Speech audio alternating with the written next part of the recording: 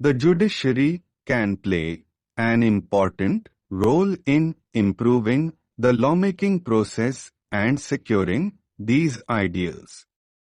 A straightforward way of doing this is by enforcing the text and spirit of the constitutional provisions governing legislative procedures. The Constitution contains certain detailed provisions laying out how laws are to be passed by Parliament and the State Legislative Assemblies. Unfortunately, these are often undermined.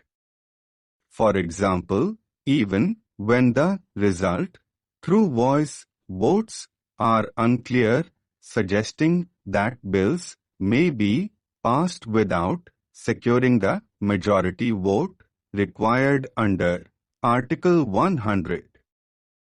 This issue arose most recently when the controversial farm laws were reportedly rushed and passed by voice vote in the Rajya Sabha despite objections by opposition members. Similarly, bills are certified as money bills to bypass the Rajya Sabha even where they do not meet the specific description of money bills provided under Article 110.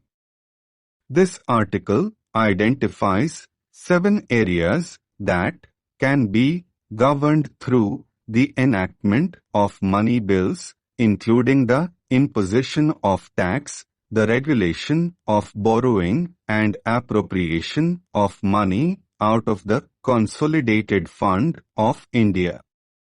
In the Aadhaar case, the Supreme Court, to an extent, recognized its power to check whether such procedural provisions had been complied with. However, these provisions will only be taken seriously if the judiciary addresses their violations in a timely manner. The longer a challenge is pending, the more ground the state has to argue that rights and obligations created under the law should not be disturbed for a mere procedural violation. Another important method is for the judiciary to make deliberation a factor in evaluating the constitutional validity of laws. In exercising judicial review, the court's role is to call on the state to provide justifications explaining why the law is reasonable and therefore valid. While doing so, the court can also examine whether and to what extent the legislature deliberated the reasonableness of a measure. The legislative inquiry would usually include evaluating the factual basis justifying the law, the suitability of the law to achieve its aim, and the necessity and proportionality of the law relative to its adverse impact on fundamental rights.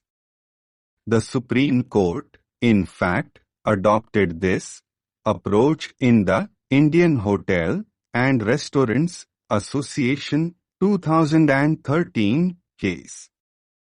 The court invalidated a law prohibiting dance performances only in hotels with less than 3 stars as rooted in class prejudice and therefore violative of equality.